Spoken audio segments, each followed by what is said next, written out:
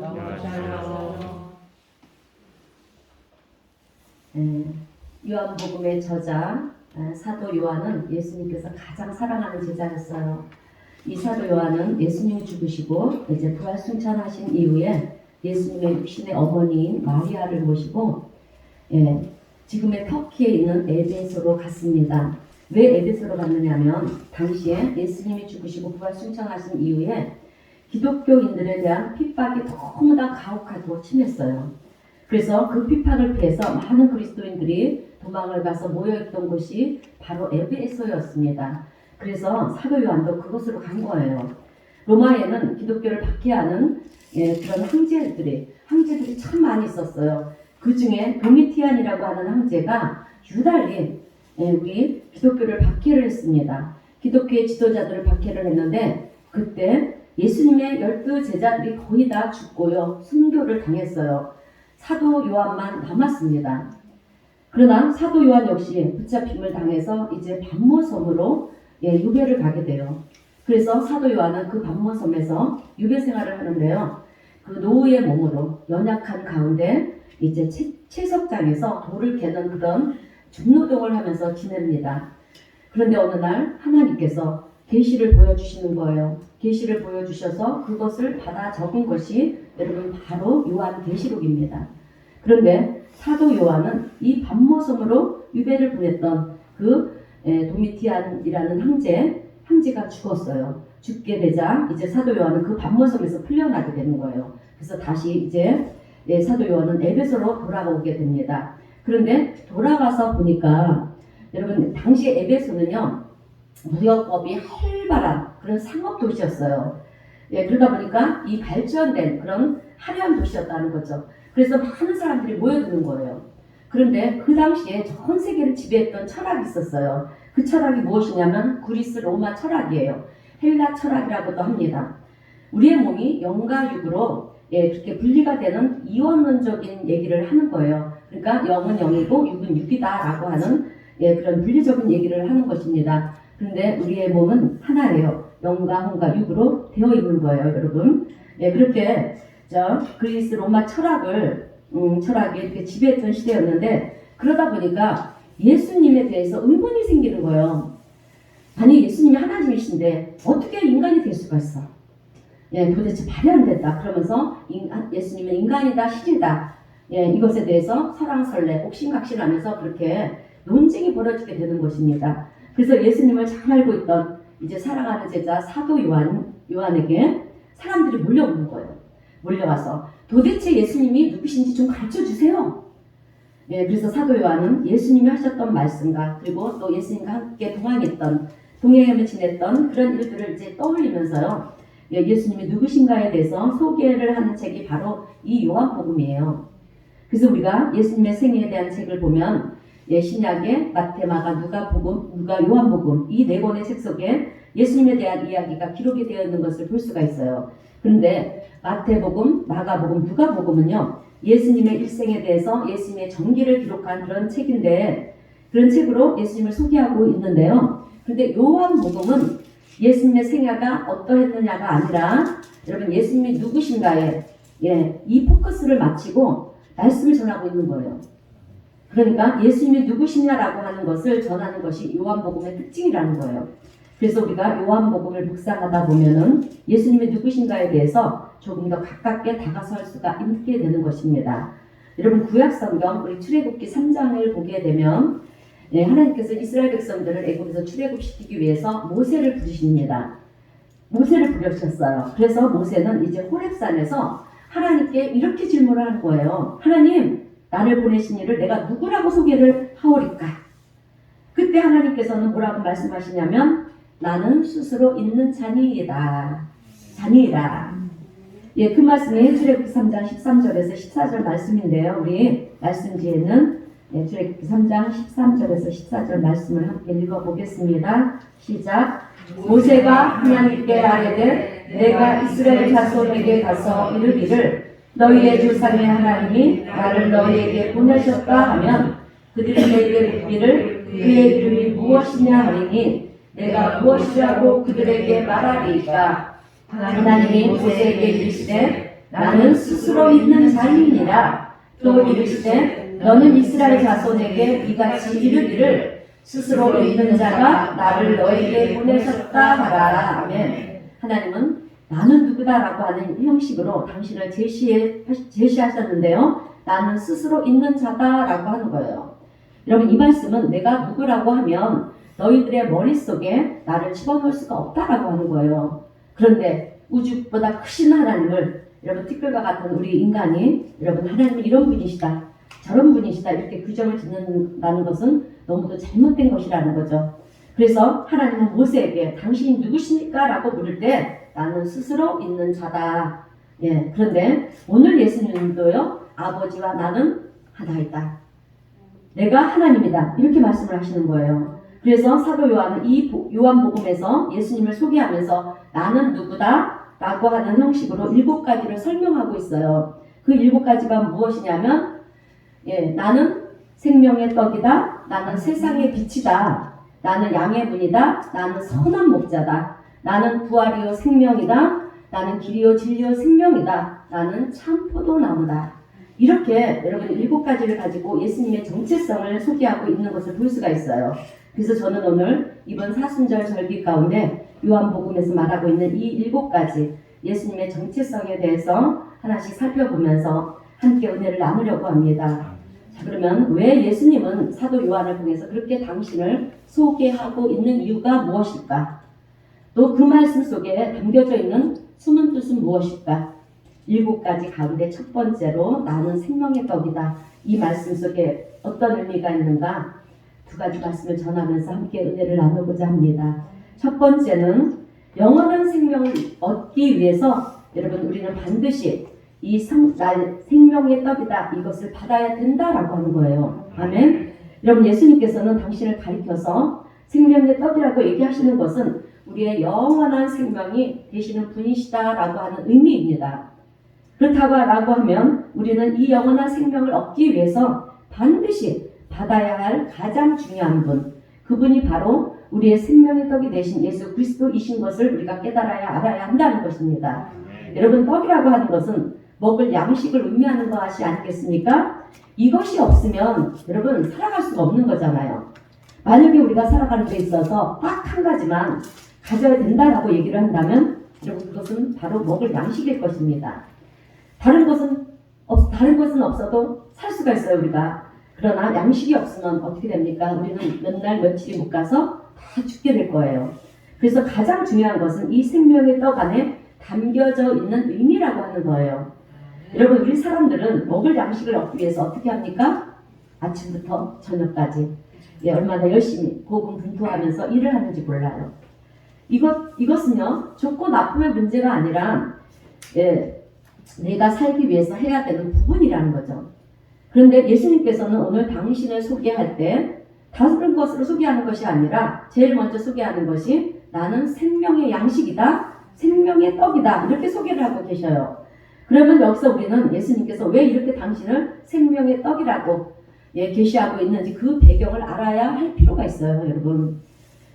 예수님께서 이렇게 얘기하시기 이전에 무슨 일이 있었냐면, 여러분, 오늘 본문 요한복음 1장, 요한복음 6장 1절 이하의 말씀을 보게 되면 예수님께서는 제자들과 산에 오르셨어요. 그런데 큰 무리들이 5,000명이나 되는 사람들이요, 예수님께로 모여드는 거예요. 그런데 그들을 먹일 양식이 없었습니다. 그런데 한 어린아이에게 보리떡 5개와 물고기 2마리가 있었어요. 그래서 그것을 가지고 오니까 예수님은 그것을 축사하시고요, 떼어서 그 무리들에게 나눠주셨습니다. 그래서 5,000명이 배불리 먹고도 어떻게 됐습니까? 12강줄이가 남는 그런 기적이 일어났어요. 그것을 보면서 사람들은 예수님을 환호하는 거예요. 그리고 우리의 왕으로 삼자, 우리의 임금으로 삼자, 예수님을 자기의 임금으로 삼으려고 했습니다. 왜냐하면 먹을 것이 풍족하지 않은 그런 시절이었는데 자기들을 배불리 먹을 수 있도록 그런 기적을 베풀어 주셨으니 얼마나 좋았겠습니까? 그러니 자기들의 왕으로 삼으면 먹고 사는 그런 문제는, 그런 걱정은 안 해도 되겠다, 이런 생각을 했던 거예요. 그런데 예수님은 세상 속에서 왕이 되는 것에 대한 관심이 없었어요. 왕이 되면 뭐합니까? 여러분 예수님은요 이 땅에 오신 분명한 사명이 있었어요. 그죠? 당신이 해야 될 일이 있으셨어요. 그래서 당신을 왕으로 삼고자 했던 그 군중들 틈을 빠져나와서 산으로 그렇게 피해 가셨습니다. 그리고 난 다음에 본문 17절의 말씀을 보니까 배를 타고 가버나움이라고 하는 이 갈릴리 북부에 있는 도시로 그렇게 가셨어요. 그런데 사람들이 예수님이 거기에 계시다는 것을 어떻게 알았는지 그것으로 또 모이기 시작하는 거예요. 우리 같으면 나를 따르는 팬덤들이 많구나. 내가 이렇게 인기가 많은 사람이구나 하면서 좋아했을 텐데 예수님은 그러지 않으셨어요. 그렇게 모이는 사람들을 보면서 너무도 안타까워하셨다는 거예요. 그리고 예수님께서는 오늘 본문 26절에서 이렇게 말씀을 하시는 거예요. 우리 본문 26절 다 함께 읽어보겠습니다. 시작. 예수께서 대답하여 이르시되 내가 진실로 진실로 너희에게 이르노니 너희가 나를 찾는 것은 표적을 본 까닭이요 떡을 먹고 배부른 까닭이로다. 아멘. 예수님께서 당신이 오병이어 기적을 행하셨을 때 저분이 도대체 누구시길래 놀라운 기적을 행하시는가? 여기에 관심이 있어야 되는데 그들은 예수님이 우리에게 주어서 먹고 마시게 하는 그 배부름이 너무 좋았다라고 하는 거예요. 그래서 예수님은 너희들이 나를 찾는 것은 배부른 것을 얻기 위해서 그렇게 모여드는 것이라고 주님을 말씀하시고 있는 것입니다. 예수님께로 나온 사람들은 많았어요. 그러나 예수님을 기쁘게 하지 못했다라고 하는 것입니다. 왜냐하면 또 뭔가를 얻기 위해서 뭔가를 얻기 위해서 먹기 위해서 왔기 때문에 그래서 우리에게 있어서 여러분 먹고 사는 것은 정말 너무나도 중요한 부분이 아닐 수가 없어요. 그러나 사실 우리가 먹고 사는 것보다 여러분 더 중요한 게 무엇이냐면 우리가 생각해야 될 것은 도대체 예수님이 누구신가? 내가 믿는 예수님이 누구신가? 누구시길래 이런 놀라운 기적을 행하셨는가? 여러분 이것을 우리가 알고요. 또 그 예수님이 하나님이라는 사실을 알아야 된다라고 하는 거예요. 알게 되면 여러분 우리는 정말 하늘로부터 주어지는 이 생명의 말씀을 영생의 말씀을 듣는 것에 더 관심을 갖는 자가 될 수가 있습니다. 그런데 사람들은 예수님께로 달려나온 사람들의 이유는 떡을 먹고 배부르니까 맞다라고 하는 거예요. 그래서 예수님께서 그것을 지적을 하시니까 그들은 예수님께 이런 질문을 하는 거예요. 그 말씀이 본문 30절 말씀인데 그러면 그 표적이 무엇입니까? 그러면서 자기들이 생각하기에는 구약시대에 자기 조상들이 누굽니까? 이스라엘 백성들, 그죠? 애굽에서 출애굽해서 광야에서 살 때 자기 조상들이 먹을 것이 없어서 수백만 명이나 되는 사람들이 광야에서 다 죽을 수밖에 없었는데 하늘로부터 만나가 주어졌다라고 하는 거죠. 그래서 하나님께서 만나를 주셔서 아침에 일어나 보면 이슬 같은 것이 바닥에 깔려 있는데 하얀 것들이 단맛이 나면서 쫄깃쫄깃한 게 그거를 먹으니까 힘이 나면서 눈도 밝아지고 우리의 양식을 함께 주었다라고 하는 것입니다. 그런데 그것은 여러분 그들 자신이 수고하고 심어서 얻어진 것이 아니에요. 하나님께서 주신 것이잖아요. 그래서 이들은 아침에 일어나면요 그냥 땅바닥에 널려있는 널려있는 이 만나를 주어서 먹기만 하면 되는 것입니다. 하나님께서 그렇게 자기 조상들에게 주신 양식에 대한 만나에 대해서 그들은 이야기를 하고 있는 것입니다. 그러면서 오늘 예수님도 우리에게 그 만나와 같은 그것을 우리에게 주실 수 있지 않겠느냐 이렇게 말을 하는 거예요. 그 말씀이 본문 34절인데요. 주여 이 떡을 항상 우리에게도 주소서. 그렇게 우리에게 늘 공급해 주시면 우리가 얼마나 편하게 잘 먹고 잘 살 수 있겠습니까? 여러분 사람들이 떡을 달라는 이유는요. 우리가 편하게 살고 싶어서 그렇다는 거예요. 수고하지 않아도 우리가 늘 먹을 수 있게 만나와 같은 양식을 달라는 것이죠. 그러면서 예수님은 그런 양식을 우리에게 주실 수 있는 분이십니다. 그러니 주십시오. 그런데 여러분 이것은 오늘 우리들의 모습이라는 거예요. 영생을 위해서 영원한 생명을 위해서 우리가 예수님께 구하는 것이 아니라 여러분 우리는 이 땅에서 필요한 모든 것을 하나님께 구하고 있는 우리들의 모습이라는 것입니다. 그런데 이런 사람들에게 예수님께서 하신 말씀이 무엇인지 아십니까? 본문 35절이에요. 내가 바로 그 만나 생명의 떡이다 라고 말씀을 하고 있어요. 여러분 예수님께서 나는 생명의 떡이다 이렇게 말씀하실 때 이스라엘 백성들이 기뻐했을까요? 실망했을까요? 네, 실망했어요. 할렐루야. 왜냐하면 내가 배가 고파서 만나를 구하는데 예수님은 당신이 생명의 떡이라는 거예요. 그래서 그들은 예수님 당신 말고 어떤 진리의 말씀 말고 우리에게는 지금 먹고 살 양식이 필요합니다. 만나를 주세요. 그런데 예수님은 그 만나가 바로 나야. 내가 바로 너희들의 생명의 떡이다. 그러니 이스라엘 백성들은 실망할 수밖에 없는 거예요. 그래서 답답한 거죠. 그런데 예수님의 마음은 더 답답한 거예요. 아니 지금 너희들이 먹고 사는 것이 그렇게 중요해서 양식을 달라고 그러는데 그것은 일시적인 것이 아니라는 거예요. 정말 생명을 살리는 양식이 필요해서 너희들이 절박하게 나를 찾아와서 찾아올 정도라고 하면 영원한 생명에 대한 것은 얼마나 더 소중하고 중요하냐라고 하는 것입니다. 그 영원한 생명을 너희들이 살기 위해서 필요한 양식이 바로 난데 그런데 너희들은 그 영원한 생명보다 일시적인 생명을 위해 그 양식을 위해 나를 찾고 또 영원한 생명의 그 중요성을 깨닫지 못하고 있으니 이것이 너무나도 주님은 안타깝다라고 하는 것입니다. 그래서 오늘 보면 49절에서 주님이 말씀하시는 것이 너희 조상들은 광야에서 만나를 먹었어도 죽었다는 거예요. 여러분 그죠? 너희 조상들은 광야에서 하늘에서 주는 만나를 먹었지만 아직 살아있느냐? 다 죽었다라고 하는 것입니다. 여러분 이 세상에서 먹고 사는 것은 그 순간은 생명이 연장될 수는 있어요. 그러나 결국은 다 죽는다는 것입니다. 그래서 영원히 사는 문제가 정말 중요한 문제인데요. 왜 거기에 대해서는 관심을 갖지 않느냐? 이런 얘기를 지금 예수님은 하고 계시는 거예요. 여러분 오늘 우리가 살아가는 데 있어서 정말 중요한 것이 양식이듯이 여러분 우리의 영혼의 생명을 위해서 우리에게 필요한 것은 생명의 양식이 되시는 우리 예수님이신 것을 분명히 깨달아 하는 성도님들이 되시기를 주님의 이름으로 축원드립니다. 그런 측면에서 볼 때 여러분 오늘 이 시간 예수님을 내 구주로 삼고 예배한 우리 모두는요 이미 생명의 떡이신 예수 그리스도를 소유하신 분들인 줄로 믿습니다. 자 여러분 우리는 이미 하나님의 큰 은혜와 축복을 받은 사람들이에요. 아멘. 왜요? 천국을 소유한 자들이죠. 할렐루야. 자 그래서 우리는 여러분 감사할 수가 있는 거예요. 나의 영원한 생명을 위해 생명의 떡이 되어주신 우리 예수 그리스도를 생각할 때 우리는 찬송을 부를 수 있는 줄로 믿습니다. 자 여러분 우리가 이 땅을 살아가는 데 있어서 먹을 양식도 필요하고 이것도 필요하고 저것도 필요합니다. 아닌가요? 필요해요. 그러나 여러분 그것보다 더 중요한 것은 그것을 주시는 우리 하나님이 더 중요하신 거예요. 중요한 것입니다. 그것을 주시는 생명의 떡이 되신 우리 예수님이 더 존귀하신 분이신 거예요. 또 우리를 그 그리스도 예수에게로 인도하시는 성령 하나님의 역사가 더 중요한 줄로 믿습니다. 그렇기 때문에 여러분 우리가 세상을 살아가는 것도 중요하지만 우리의 우선순위를 하나님 앞에 둬야 돼요.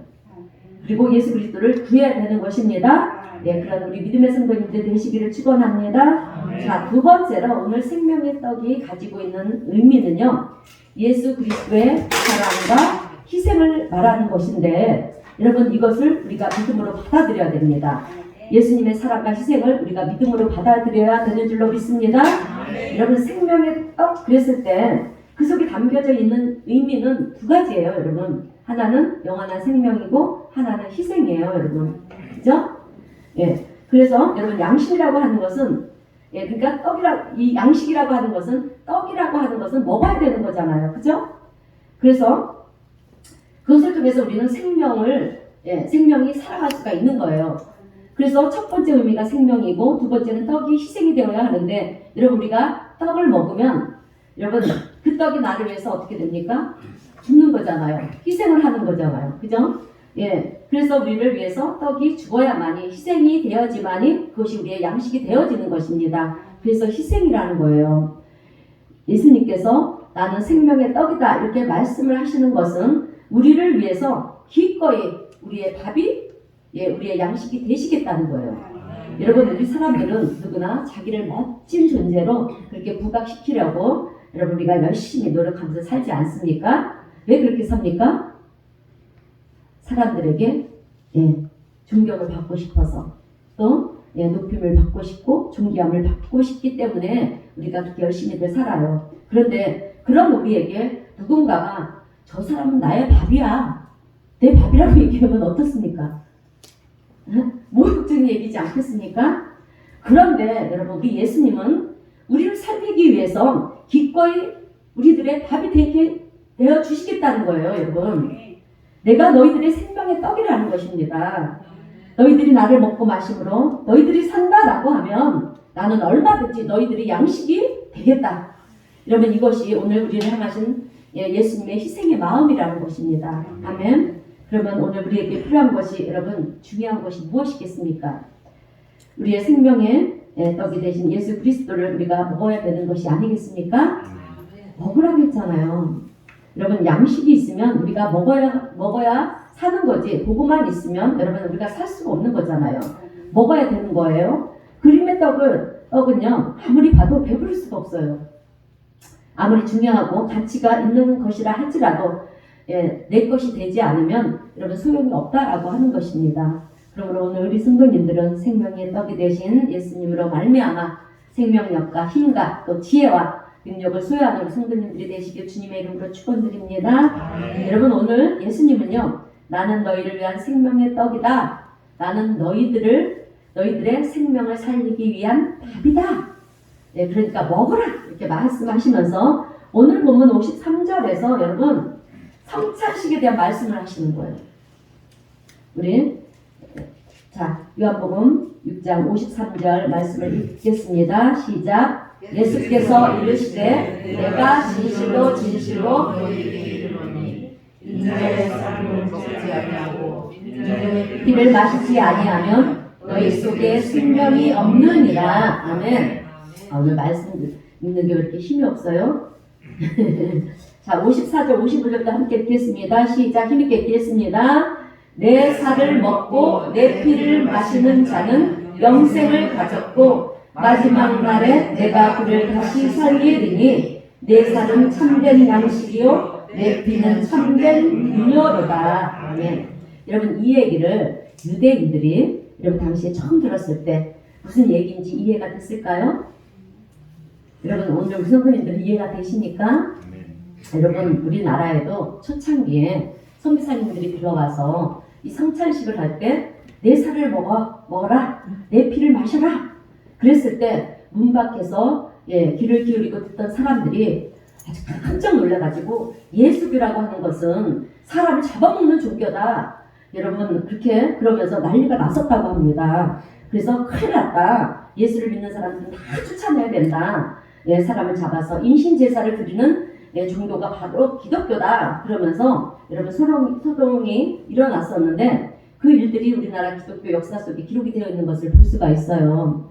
오늘 이스라엘 백성들에게도 마찬가지예요. 예수 그리스도의 죽음이라고 하는 그 살과 피, 그러니까 생명의 떡이라고 하는 것이 무엇인지 알지도 못했어요, 당시에. 그런데 예수님께서 너희들이 내 살을 먹고 내 피를 마셔야 된다라고 그러니까 얼마나 놀랐겠습니까?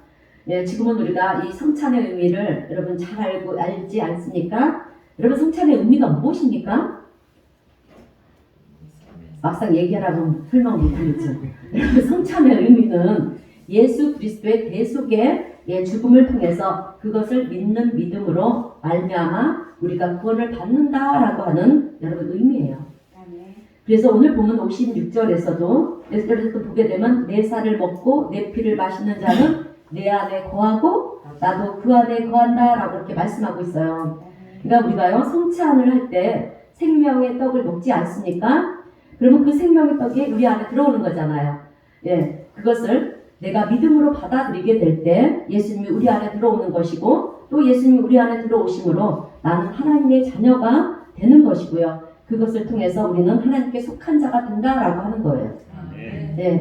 그래서 예수님은 내 안에, 나는 예수님 안에 속한 자로 우리는 그렇게 연합된 삶을 살아가는 거예요. 이것이 우리 그리스도인들의 삶의 모습이라고 하는 것입니다. 그래서 여러분, 성찬이 이렇게 중요한데, 그래서 우리가 이 사순절 마지막 날 성찬식을 하는 이유가 여기에 있는 거예요. 이렇게 성찬 예식을 통해서 우리는 주님과 연합된 삶을 나는 살고 있습니다 라고 하는 것이고요. 그래서 사도 바울은 갈라디아서 2장 20절에서 이런 고백을 하는 거예요. 우리 갈라디아서 2장 20절 우리 다 함께 읽어보겠습니다. 시작. 내가 그리스도와 함께 십자가에 못 박혔나니 그런즉 이제는 내가 사는 것이 아니요 오직 내 안에 그리스도께서 사시는 것이라. 이제 내가 육체 가운데 사는 것은 나를 찾아가사 나를 위하여 자기 자신을 버리신 하나님의 있는 믿음 안에서 사는 것이라. 아멘. 여러분, 이 말씀은 예수님이 나를 대신해서 십자가에서 죽으심을 통해서 나도 죄에 대해서 십자가에서 죽은 자가 되었고, 예수님이 부활하심으로 말미암아 나도 예수님 안에서 새롭게 부활된 존재로, 거듭난 존재로 인생을 살아갑니다 라고 하는 고백이에요. 예수님이 죽으실 때 나도 죽었다는 거예요. 예수님 부활하심으로 나도 살았다는 거죠. 이제는 내가 예수님과 같은 삶을 삽니다. 예수님과 동행하는 삶을 삽니다. 예수님과 연합된 인생을 살아갑니다. 이것이 우리 그리스도인들의 삶의 모습이라고 하는 것입니다. 그래서 예수님을 믿는다라고 하는 것은 여러분, 우리가 단순히 내가 지식으로 드리는 것을 의미하는 것이 아니고요. 나를 위해서 죽으시고 부활하신 그 예수님과 동행하는 것이고, 또 예수님과 삶을 같이 하는 것, 이것이 우리 그리스도인들의 거듭난 삶이라고 하는 거예요. 그러므로 오늘 우리 성도님들은 성찬의 의미를 기억하시면서 거듭난 복된 인생들이 되시기를 주님의 이름으로 축원드립니다. 자, 이제 설교를 마무리하겠습니다. 여러분, 우리가 세상에서 살기 위해서는 우리에게 먹을 양식이 필요해요. 그래서 우리는 그것을 찾아다니면서 얻기 위해서 수고들을 아끼지 않습니다. 왜 그럽니까? 살기 위해서 꼭 필요한 것이기 때문에. 그러나 생명의 떡이 되신 우리 예수님은요, 우리가 먹고 사는 양식보다도 더 중요하다라고 하는 거예요. 왜 중요하냐? 우리에게 영원한 생명을, 우리가 영원한 생명을 살게 하는 그 양식이기 때문에 그렇다는 거죠. 여러분, 내가 세상에서 먹을 양식을 아무리 많이 쌓았다 할지라도 여러분, 영원한 생명의 떡을 우리가 가지지 못한 사람은 여러분 어떤 사람일까요? 어리석은 사람이라고 하는 것입니다. 여러분, 하나님은 광야의 인생길을 살면서 먹을 양식이 없어서 죽게 된 이스라엘 백성들에게 어떻게 하셨습니까? 하나님은 하늘에서 만나를 내려주시지 않으셨습니까? 근데 이 일은 우리를 살게 하기 위해서 하나님이 주신 그 생명의 떡을 상징하는 표징이에요. 그리고 오늘 예수님은 그 생명의 떡의 표적, 이 표적을 성취하시는 예수님이십니다. 그렇기 때문에 오늘 우리는요, 세상에서 먹을 양식보다도 이 생명의 양식이 양식인 우리 예수님을 더 우리가 존귀하게 여겨야 되는 거예요, 여러분. 여러분, 우리의 무기는 예수님이십니다. 왠지 아세요? 우리를 위해서, 우리의 죄를 위해서 대신 십자가를 짊어지셨잖아요. 그 예수님이 우리 앞에 계시면요, 당할 자 없어요, 여러분. 우리의 문제? 여러분, 그래서 우리는 모든 것을 주님을 바라보면서 주님을 묵상할 때 하나님의 역사가 일어나는 거예요. 내가 어떤 것을 취하려고. 자, 그래요, 여러분. 우리가 이렇게 생명의 양식 우리 예수님을 우리가 더욱 존귀하게 여겨야 되는데, 여러분, 우리가 주님 앞으로 나갈 때 어떤 마음으로 나옵니까? 떡을 먹고 배부르기 때문에, 배부르기 위해서 나오지 않습니까? 또한 하나님 앞에 가면 우리가 이런 문제도 해결받고 저런 문제도 해결받기 때문에 나가는 거예요, 사실. 물론 이것도 중요해요. 그러나 여러분, 우리가 그 예수님이 우리의 영원한 생명이라고 하는 것을 우리가 깨닫게 되면은요, 그 순간 우리는 다른 것보다도 그냥 그분 자체가 여러분 우리에게 있어서 없어서는 안 되는 분. 아멘? 우리가 살면서 가장 귀하고 가장 가치 있는 분이라는 사실을 알게 돼요, 여러분. 그리고 예수님이 우리를 조건 없이 사랑하신 것처럼 여러분, 우리도 그 예수님을 조건 없이 사랑하고 또 주님 앞으로 나갈 수 있는 우리 모두가 되는 줄로 믿습니다. 여러분, 성경 시편 73편 8절에서는 하나님을 가까이 함이 내게 복이다 라고 말씀을 했어요. 하나님을 가까이 할 때, 그리할 때 여러분, 우리는 주님이 주시는 생명의 양식으로 말미암아 복을 받는 복된 성도들이 되는 줄로 믿습니다. 여러분, 세상의 양식은요, 먹어도 돌아서면 또 배고파요. 그죠? 그래서 줄이고 또 줄이고 힘들고 또 어려워질 수밖에 없어요. 그러나 우리가 생명의 양식이 되신 이 생명의 떡이신 우리 예수 그리스도를 믿음으로 받아들이게 되면은요, 오늘 우리의 삶 속에는 영원한 만족이 있게 되고요. 아멘? 또 영원한 기쁨과 영원한 감사가 있게 되는 줄로 믿습니다. 자, 그러면 우리는 이 어려운 상황 속에서 주님을 찬양하며 승리의 삶을 살아갈 수 있는 우리 모두 성도가 되어야 될 줄로 믿습니다. 자, 그러므로 오늘 우리 성도님들은 예수님이 우리의 영원한 생명의 떡이다라고 되신다라고 하는 이 말씀을 이제 이번 한 주간 동안도 묵상하시면서요. 또 생명의 떡, 양식이라는 것이 무엇일까? 다시 한번 묵상해 보시면서 우리의 생명의 떡이 되신 우리 예수님을 찬양하고 또 그 예수님과 동행함으로 승리하는 귀한 복된 한 주간이 되시기를 주님의 이름으로 축원드립니다. 네, 기도하겠습니다. 하나님 아버지 감사합니다. 오늘 말씀을 통해서 예수님은 내가 생명의 떡이다 이렇게 말씀하시고 우리에게 그 생명을 주시기 위해서 당신을 희생하시고 또 그 사랑을 저희들 다시 한번 기억해 봅니다. 주님의 무조건적인 사랑 앞에 무릎을 꿇는 저희들이 되게 하시고 우리도 세상을 살면서 세상 허탄한 것을 구하는 것이 아니라 나를 사랑하사 독생자 외아들 예수 그리스도를 주신 우리 주님을 위해서 살면서 하나님의 사랑을 모르는 사람들에게 우리의 영원한 생명의 양식이 되시는 우리 예수님을 증거하며 복된 삶을 살아갈 수 있는 우리 모두가 되게 하여 주시옵소서. 사랑의 주님, 사순절의 절기를 보내고 있습니다. 우리의 죄를 대신 짊어지시고 십자가 고난의 길을 걸어가신 우리 예수님을 더 깊이 묵상하는 우리 모두가 되게 하시고 그래서 그 안에 담겨져 있는 하나님의 은혜와 축복과 또 숨겨진 부활을 발견하는 이번 사순절 절기가 되게 하여 주시옵소서. 우리 주님 함께 하심을 믿어오며 예수님의 이름으로 기도하옵나이다. 아멘. 찬송가 148장 찬송하겠습니다.